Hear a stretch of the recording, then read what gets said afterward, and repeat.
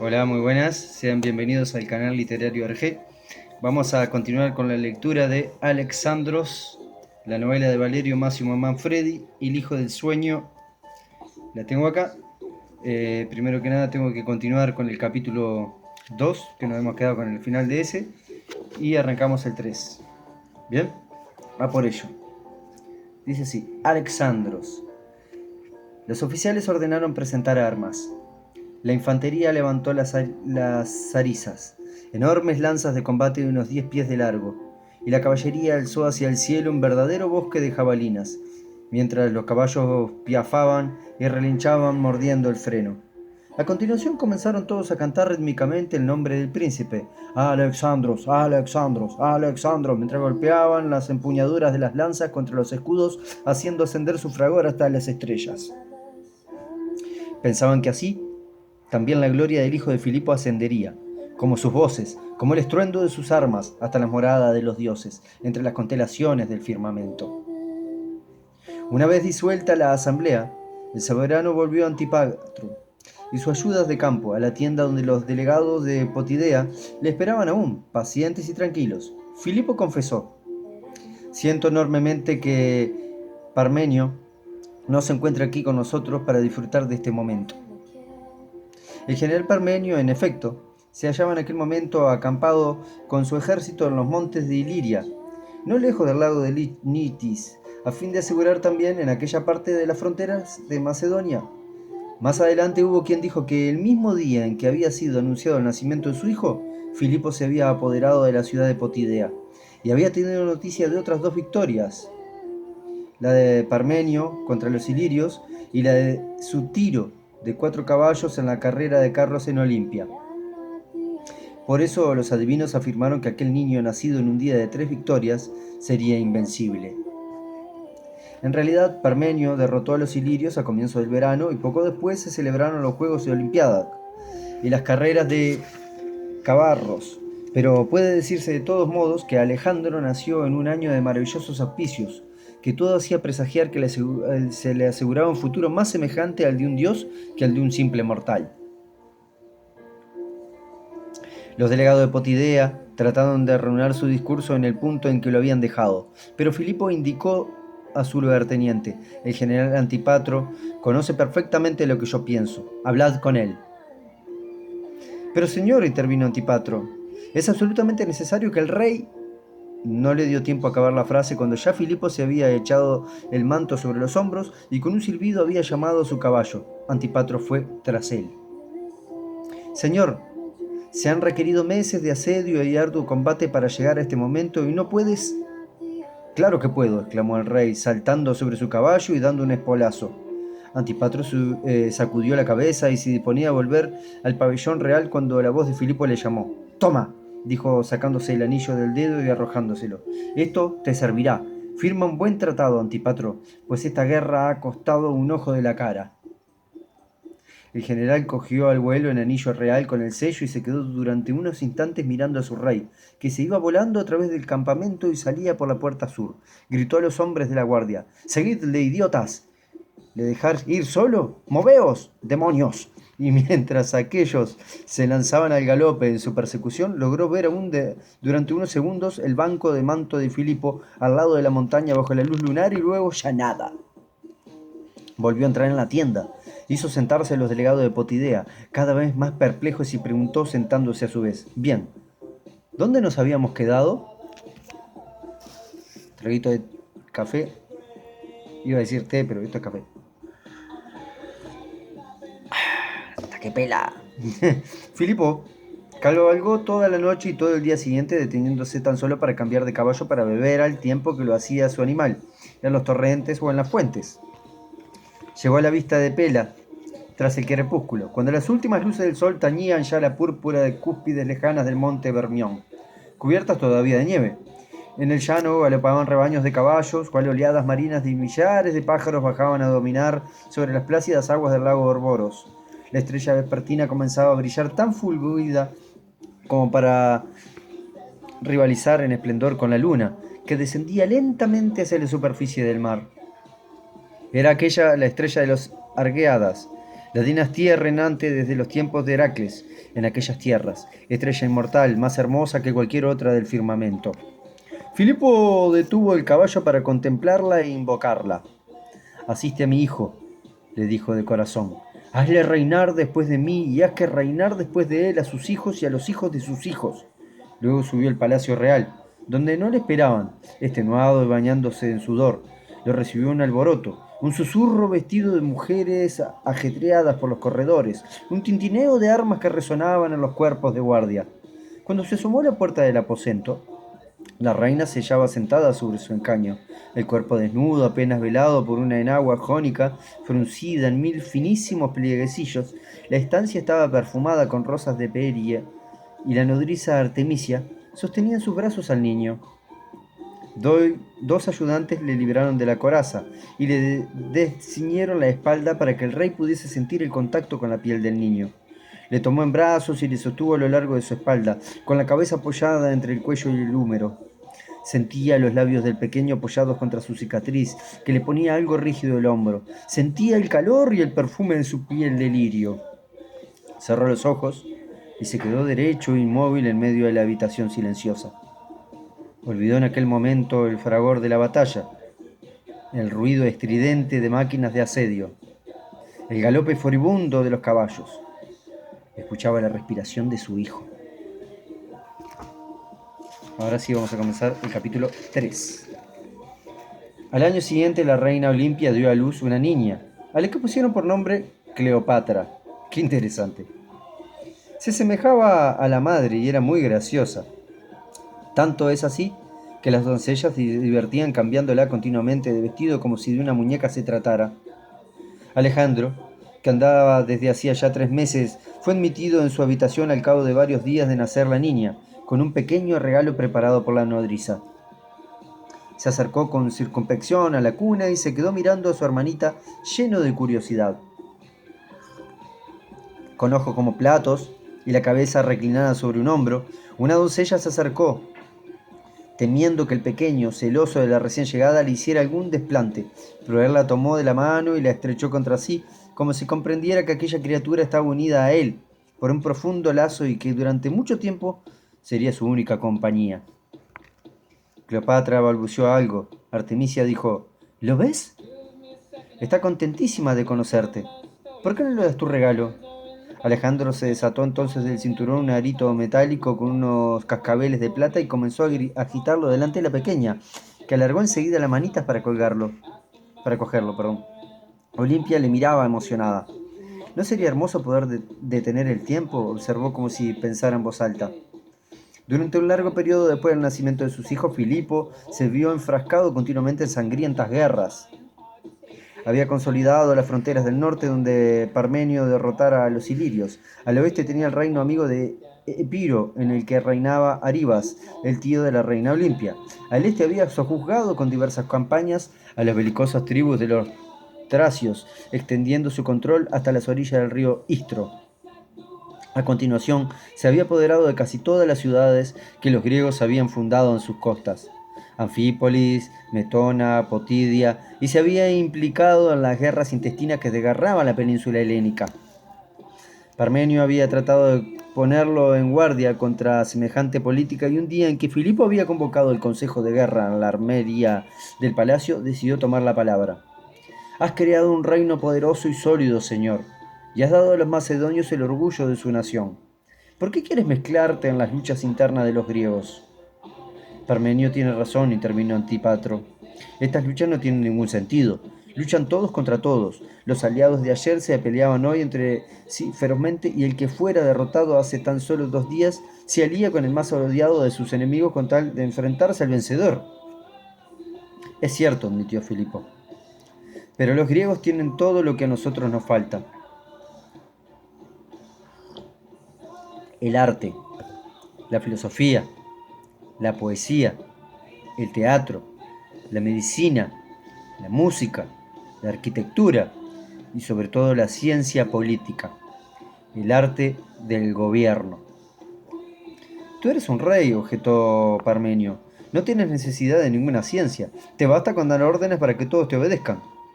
Mientras no me fallen las fuerzas, observó Filipo, mientras alguien no me clave una daga entre las costillas. Parmenio no replicó. Recordaba perfectamente que ningún rey de los macedonios había muerto nunca en su lecho. Fue Antipatro quien rompió el silencio, que se había vuelto pasado con un pedrusco. Si lo que precisamente quieres es meter la mano dentro de la boca del león, no puedo disuadirte, pero te aconsejaría que actuaras del único modo que haga posible contar con una esperanza de éxito. Es decir, en Grecia no hay más que una fuerza superior a todos, una sola voz que puede imponer el silencio. El santuario de Apolo en Delfos, dijo el rey, o mejor dicho, sus sacerdotes y el consejo que los gobierna. O mejor, lo sé, se mostró de acuerdo Filipo. Quien controla el santuario controla en gran parte de la política de los griegos. El consejo se halla ahora en dificultades. Ha declarado una guerra sagrada contra los focenses, acusados de haber cultivado terrenos pertenecientes a Apolo. Pero los focenses se han apropiado de tesoros del templo con un golpe de mano y con las riquezas han reclutado miles y miles de mercenarios. Macedonia es la única potencia que puede hacer cambiar las tornas del conflicto. ¿Ya has decidido entrar en guerra?, concluyó Parmenio, con una condición: que si venzo, quiero el puesto y el voto de los focenses en el consejo y la presidencia del consejo del santuario. Antipatro y Parmenio comprendieron que el rey no solo tenía ya en mente su plan, sino que lo llevaría a cabo a cualquier precio y ni siquiera intentaron disuadirle.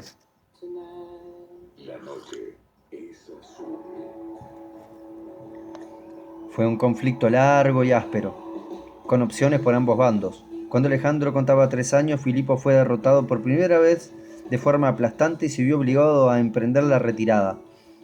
Sus enemigos dijeron que había huido, pero él repuso: no he huido, solo me he echado atrás para tomar impulso y volver a embestir como un carnero enfurecido. Aquel era Filipo, un hombre de una increíble fuerza de ánimo y determinación, de indomable vitalidad, de espíritu penetrante y entusiasta. Pero los hombres así se quedan cada vez más solos porque pueden dedicarse cada vez menos a aquellos que les rodean. Cuando Alejandro comenzó a intuir lo que sucedía en torno a él y a darse cuenta de quiénes eran sus padres, tenía cerca de 6 años. Hablaba sin ninguna vacilación y comprendía razonamientos complejos. Cuando se enteraba de que su padre estaba en palacio, abandonaba las habitaciones de la reina y se iba hasta la sala de reuniones donde Filipo celebraba consejo con sus generales. Encontraba a estos viejos, llenos de cicatrices por los infinitos combates que habían librado, y sin embargo apenas si superaban los 30 años, a excepción de Parmenio, que desde hacía años superaba los 50, y tenía el pelo en gran parte cano. Cuando Alejandro le veía, se ponía a tararear una cancioncilla que había aprendido de Artemisia. El viejo soldado que va a la guerra cae por tierra, cae por tierra. Y luego se arrojaba también él por los suelos entre las risas de los presentes. Pero por encima de todo se observaba a su padre. Estudiaba sus actitudes, su modo de mover las manos y derribar los ojos. El tono y timbre de su voz, la manera en que dominaba a los más fuertes y poderosos hombres del reino con la sola fuerza de la mirada. Se acercaba a él mientras presidía el consejo, pasito a pasito, y cuando más enfervorizado se hallaba en sus discursos o en sus discusiones, trataba de subirse sobre sus rodillas como si pensara que en aquel momento nadie le vería. Solo en ese punto parecía reparar Filipo en el hijo y la estrechaba contra su pecho, sin interrumpirse, sin perder el hilo del curso. Pero no por ello dejaba de notar que sus generales cambiaban de actitud. Veía sus ojos mirar fijamente al niño y su expresión trocarse en una leve sonrisa. Fuera cual fuese el asunto que él estuviera tratando, también Parmenio sonreía pensando en la centinela y el revolcón de Alejandro. Luego, tal como había venido el niño, se iba. Unas veces se retiraba a su habitación a esperar a que su padre viniera a verle. Otras, tras larga espera, iba a sentarse a uno de los balcones del palacio, clavaba su mirada en el horizonte y se quedaba así, mudo e inmóvil, encantado de la inmensidad del cielo y de la tierra. Si entonces se le acercaba ligera a su madre, veía ella adentrarse lentamente la sombra que le oscurecía el ojo izquierdo, como si una noche misteriosa descendiera sobre el ánimo del principito. Las armas le fascinaban, y en más de una ocasión las doncellas le habían sorprendido en la armería real tratando de sacar de la vaina una de las pesadas espadas del rey. Un día, mientras observaba maravillado una gigantesca panoplia de bronce que había pertenecido a su abuelo Amintas III, sintió que lo observaban a sus espaldas. Se dio la vuelta y encontró frente a él a un hombre alto y ceño, con una barbita de chivo y dos ojos hundidos y demoníacos. Le dijo que se llamaba Leónidas y que era su maestro. ¿Para qué?, preguntó el niño. El maestro no supo qué responder a aquella primera pregunta de su discípulo. Desde entonces la vida de Alejandro experimentó un cambio profundo. Cada vez veía menos a su madre y a su hermana y cada vez más al maestro. Leónidas comenzó por enseñarle el alfabeto. Al día siguiente le vio escribir su nombre correctamente con la punta de un palo en las cenizas del hogar. Le enseñó a leer y a contar, cosa que Alejandro aprendía muy deprisa y fácilmente, aún sin prestar un especial interés. En cambio, cuando Leónidas comenzó a contarle historias de dioses y de hombres, historias del origen del mundo, de las luchas de los gigantes y de los titanes, vio que se le iluminaba el rostro y que le escuchaba arrobado. Su espíritu se sentía fuertemente inclinado hacia el misterio y la religión. Un día Leónidas le llevó a visitar el templo de Apolo, que se alzaba en las cercanías de Terma, y le permitió que ofrendiera incienso a la estatua del dios. Alejandro lo cogió a manos llenas y lo arrojó dentro del pebetero, levantando una gran nube de humo. Pero el maestro le reprendió: el incienso cuesta una fortuna. Podrás malgastarlo de este modo cuando hayas conquistado los países que lo producen. ¡Oh, qué interesante! ¿Y dónde están esos países?, quiso saber el niño, al que le parecía extraño que se pudiera ser avaro con los dioses. Luego preguntó: ¿es cierto que mi padre es muy amigo del dios Apolo? Tu padre ha ganado la guerra sagrada y ha sido nombrado jefe del consejo del santuario de Delfos, donde se halla ahora el oráculo de Apolo. ¿Es cierto que el oráculo dice a todos lo que deben hacer? No exactamente, contestó Leónidas, tomando de la mano a Alejandro y llevándole al aire libre. Mira, la gente, cuando se pone a hacer algo importante, pide consejos al dios, como diciendo: ¿tengo que hacerlo o no? Y si lo hago, ¿qué pasará? Y si cosas de este tipo. Hay además una sacerdotisa a la que se llama Pitia, por medio de la cual el dios responde, como si empleara su voz. ¿Comprendes? Pero son siempre palabras oscuras, difíciles de interpretar, y es por eso por lo que hay sacerdotes, para explicárselas a la gente. Alejandro se volvió para mirar al dios Apolo, que se erguía sobre el pedestal, rígido e inmóvil, con los labios estirados en una extraña sonrisa, y comprendió por qué los dioses tienen necesidad de los hombres para poder hablar. En otra ocasión en que la familia real se había trasladado a Egas, la vieja capital, para ofrecer sacrificios en las tumbas de los antiguos reyes, Leónidas le hizo ver desde una torre del palacio la cima del monte Olimpo, cubierta de nubarrones de temporal, asaetada por relámpagos enceguecedores. ¿Ves?, trató de explicarle. Los dioses no son las estatuas que uno admira en los templos. Viven allí en lo alto, en una morada invisible. Viven eternamente. Se sientan en torno a un banquete en el que beben néctar y se alimentan de ambrosía. Esos relámpagos no son desencadenados sino por Zeus en persona. Pueden caer sobre cualquier mortal y sobre cualquier cosa en cualquier parte del mundo. Qué hermoso esto. Amo a los griegos. Alejandro miró largo rato con la boca abierta a la impotente cumbre. Al día siguiente, un oficial de la guardia le encontró por un sendero fuera de la ciudad, caminando a toda prisa en dirección a la montaña. ¿A dónde vas, Alejandro?, le preguntó bajando del caballo. Allí, repuso el niño señalando el Olimpo. El oficial le tomó en brazos y lo llevó a Leónidas, que estaba demudado del espanto y pensaba ya en los horribles castigos a que le habría sometido la reina de haberle sucedido algo al niño. Aquel año Filipo tuvo graves problemas de salud causados por las enormes penalidades que tenía que soportar durante las campañas militares y por la vida desordenada que se entregaba cuando no estaba en la línea de combate. Alejandro se alegró de ello, porque pudo ver más a menudo a su padre y pasar muchas horas con él.